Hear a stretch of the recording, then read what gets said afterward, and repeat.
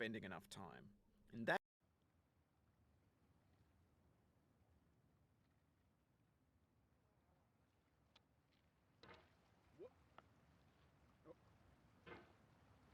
there's no feeling more intense than starting over. If you deleted your homework the day before it was due, as I have, or if you left your wallet at home and you have to go back after spending an hour in the commute. If you won some money at the casino and then put all your winnings on red but it came up black. If you got your best shirt dry cleaned before a wedding and then immediately dropped food on it. If you won an argument with a friend and then later discovered that they just returned to their original view. Starting over is harder than starting up. If you're not ready for that, like if you've already had a bad day, then what you're about to go through might be too much. Feel free to go away and come back. I'll be here. Alright, thanks for coming with me on this trip. I'll understand if you have to take a break at any point. Just find a safe place to stop and quit the game. Don't worry, I'll save your progress, always. Even your mistakes. This game is a homage to a free game that came out in 2002, titled Sexy Hiking. The author of that game was Jazuo, a mysterious Czech designer who was known at the time as the father of B games. And B games are rough assemblages of found objects.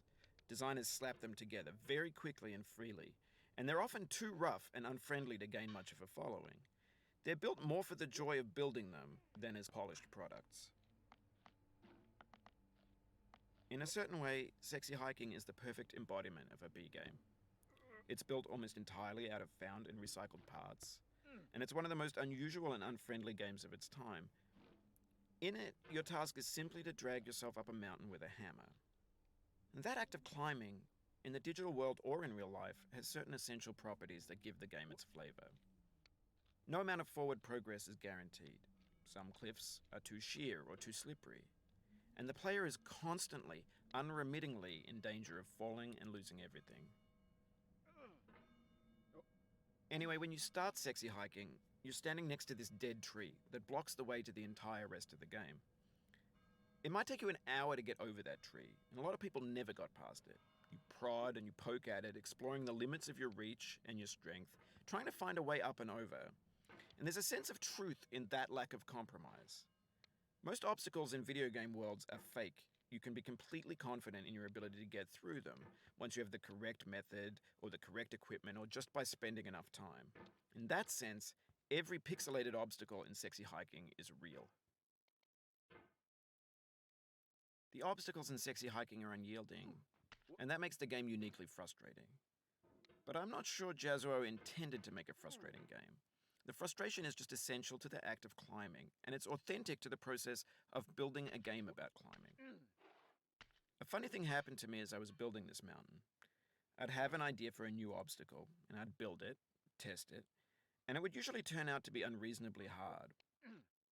But I couldn't bring myself to make it easier. It already felt like my inability to get past the new obstacle was my fault as a player rather than as a builder. Imaginary mountains build themselves from our efforts to climb them, and it's our repeated attempts to reach the summit that turns those mountains into something real. When you're building a video game world, you're building with ideas, and that can be like working with quickset cement. You mold your ideas into a certain shape that can be played with, and in the process of playing with them, they begin to harden and set until they're immutable, like rock. And at that point, you can't change the world. Not without breaking it into pieces and starting fresh with new ideas. For years now, people have been predicting that games would soon be made out of prefabricated objects, bought in a store and assembled into a world. And for the most part, that hasn't happened, because the objects in the stores are trash. I don't mean they look bad or that they're badly made, although a lot of them are. I mean they're trash in the way that food becomes trash as soon as you put it in the sink. Things are made to be consumed and used in a certain context, and once the moment is gone, they transform into garbage. In the context of technology, those moments pass by in seconds. Over time, we've poured more and more refuse into this vast digital landfill that we call the internet. It now vastly outnumbers and outweighs the things that are fresh and untainted and unused. When everything around us is cultural trash, trash becomes the new medium. the lingua franca of the digital age. And you can build culture out of trash. But only trash culture. B games, B movies, B music, B philosophy. Maybe this is what digital culture is. A monstrous mountain of trash, the ash heap of creativity's fountain. A landfill with everything we ever thought of in it. Grand, infinite, and unsorted.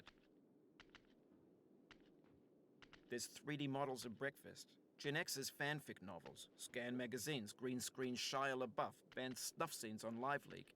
Facebook's got lifelike bots with unbranded adverts and candid shots of Kanye and Taylor Swift mashups, car crash epic failed GIFs, Russian dashcam vids, discussions of McRibs, discarded, forgotten, unrecycled, muddled, rotten, untitled.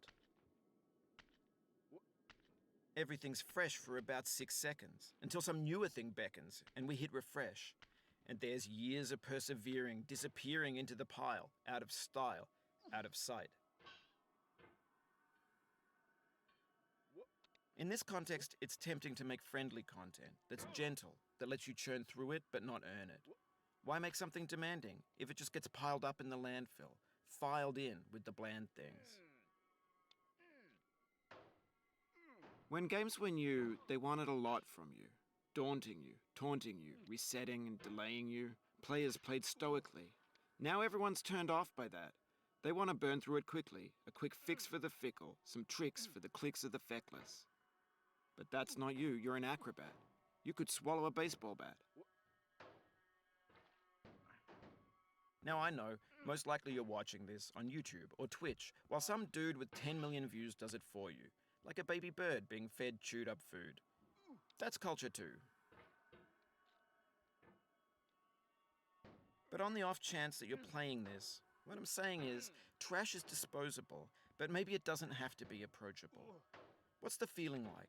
Are you stressed? I guess you don't hate it if you got this far. Feeling frustrated? It's underrated. An orange is sweet, juicy fruit locked inside a bitter peel. That's not how I feel about a challenge. I only want the bitterness. It's coffee. It's grapefruit. It's licorice. It feels like we're closer now. Composer and climber, designer and user. You could have refused, but you didn't. There was something in you that was hidden, that chose to continue.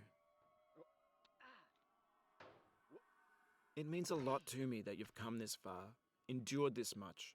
Every wisecrack, every insensitivity, every setback you've forgiven me is a kingly gift that you've given me.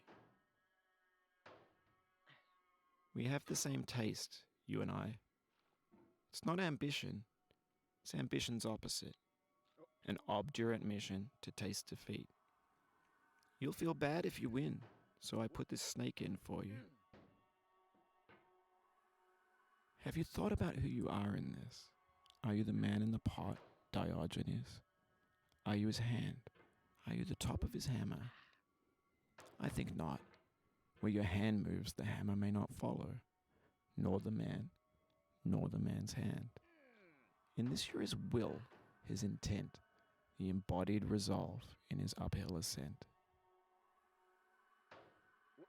Now, you've conquered the ice cliff, the platforms, the church, and the rectory, the living room and the factory, the playground, the construction site, the granite rocks, and the lakeside. You've learned to hike. There's no way left to go but up, and in a moment I'll shut up. But let me say, I'm glad you came. I dedicate this game to you, the one who came this far. I give it to you with all my love.